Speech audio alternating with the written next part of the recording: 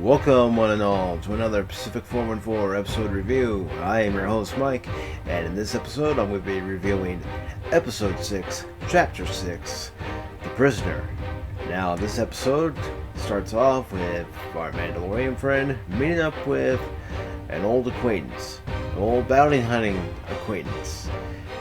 And this acquaintance's name is Rand, and he's hired the Mandalorian because he's got a job for him, one, and two, they need to break out one of their buddies who got caught by the New Republic and is now on a New Republic prison ship. But they need to assemble a group, which Rand has on board this outpost. We're introduced to an ex-Imperial sharpshooter named Mayfield.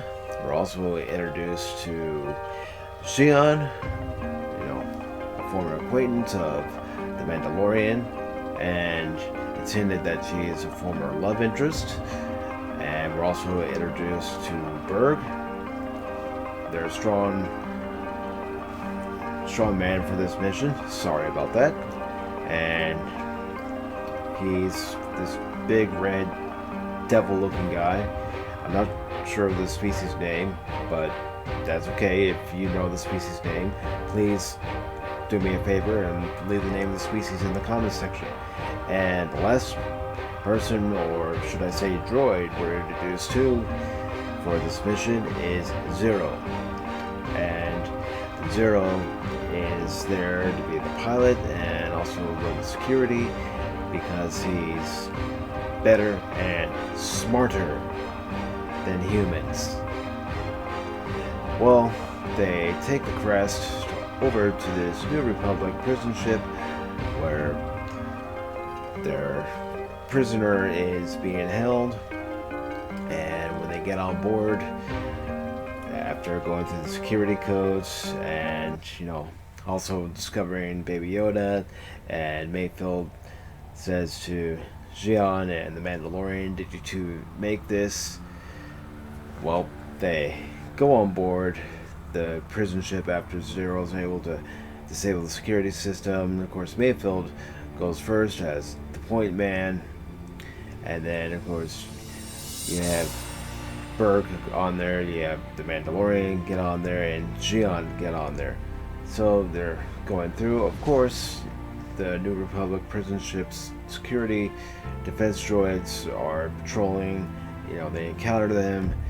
They all are shown to have their special unique skills. Of course, Mayfield and the others want to see the Mandalorian, and the Mandalorian does his thing by taking out a few droids. They go into the main control room where there's a New Republic security officer in there, and of course they want to know what room that their friend is in, and they do eventually find it after trying to tell the New Republic security officer to calm down. Of course, the New Republic security officer has a homing beacon to summon any New Republic ships in case this prison ship comes under attack.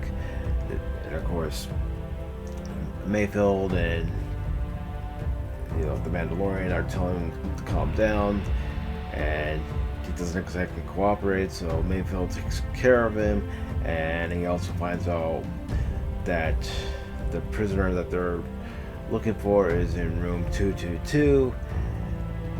So they end up going there, and they go into where the cell is. So the Egghead's knocked out, and there's some banter back and forth between Xion, Mayfield, and the Mandalorian. They look down and they see that the homing beacon is blinking, red, orange, and yellow. And Zero tells them from the Razor Crest that they have 20 minutes to get out of there because a New Republic distress beacon has been sent out. So Mayfield, Xion, the Mandalorian, and Berg all head down the corridor to get it to cell 222, and on their way there, they're met by heavy artillery droids, which Berg takes out. And when they finally get to cell 222, they open it up with the droid unlock mechanism, and in the cell, sitting there, head down, is Quinn, the bounty they've been after. But just like with Rand and Xion, Quinn also has basically a history with the Mandalorian because they've all worked together at some point. And he says, funny, the man who left me to die at one point has now come to save me. So he gets up, leaves the cell, but before the cell door closes, Mayfield, Berg, Xion, and Quinn turn on our Mandalorian friend because they've gotten what they wanted out of him, and they throw him in the cell.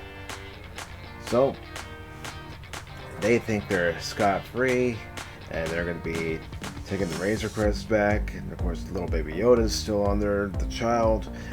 But our Mandalorian friend has other plans.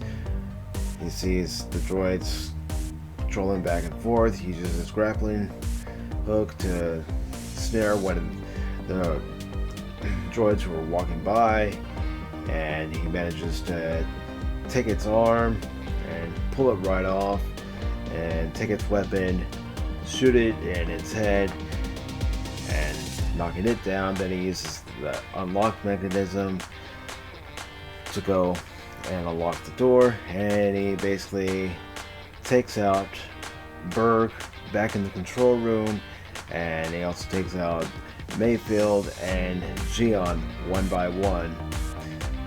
And when he gets to Quinn, he is told by Quinn, in order to get the credits, you have to bring me in alive. Well, he does, but when he and Quinn leave the New Republic prison ship, we see that he's locked Berg, Mayfield, and Xion in a cell on the New Republic prison ship. So they'll probably end up being recurring characters after this episode. So they get back to the outpost, that they being the Mandalorian and Quinn, and Rand's there. He's happy to see Quinn again, and of course, our Mandalorian friend gets his bounty. They say their goodbyes, and the Mandalorian leaves on the Razor Crest. Oh, let me backtrack. I know, it wasn't that simple. While the Mandalorian's taken out Gian, Berg, and Mayfield, and this is just before Quinn tells him, you know, you kill me, you don't get your bounty. Zero is going after little baby Yoda. Well, little baby Yoda's hiding.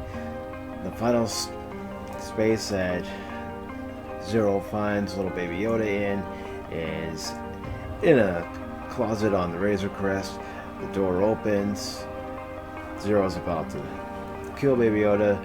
Baby Yoda, the child's about to use the Force, and little unbeknown to our little child friend that the Mandalorian is there, and he blasts Zero, taking care of him. So Zero won't be back, but those other, you know, Gian, Mayfield, Berg, they'll be back. So anyways, they get back to the outpost, and the Mandalorian and Quinn step off the Razor Crest. You know, job well done, here are your credits, off you go. But what the Mandalorian doesn't realize is that Rand wants the Mandalorian taken out. So this fighter comes out from underneath the hangar, then takes off, and as the Mandalorian's flying away, you know, you see 3 New Republic X-Wings come out of hyperspace, and you know, they say, yeah, that's Tracking Beacon, and of course it's Dave Filoni and I believe Deborah Chow, and I'm not sure the other gentleman's name. And you know, they're of course getting the Tracking Beacon signal. You know, Quinn's looking, he notices that it's clipped onto his belt, and he had ran hard in a panic, and the X-Wings start attacking the outpost, and they destroyed. And last we see is the Mandalorian going into hyperspace, and he's looking at Baby Yoda, and they're off to their next adventure to try to stay alive and make sure that other bounty hunters don't find them. I thought this episode was okay. I didn't think it was one of the best episodes of the series so far, but one of the things that annoyed me was Gian constantly hissing and growling, and you know, I just felt an episode like this, you know, for being 30 minutes, needed to be part of an hour episode where it could be developed a little bit more, you know, paced a little bit more.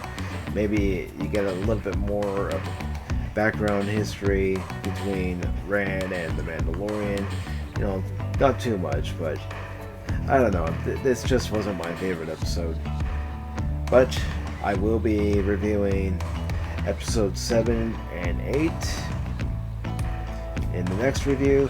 I'm not going to be doing them as solo reviews. I'm going to be doing them all as one review. What I meant by solo is, you know, I'm not going to be doing Redemption and Reckoning. That's the name of the 2 episodes. I'm not going to be doing one episode and then doing another episode. It's going to be a combined episode review since it's a 2-parter.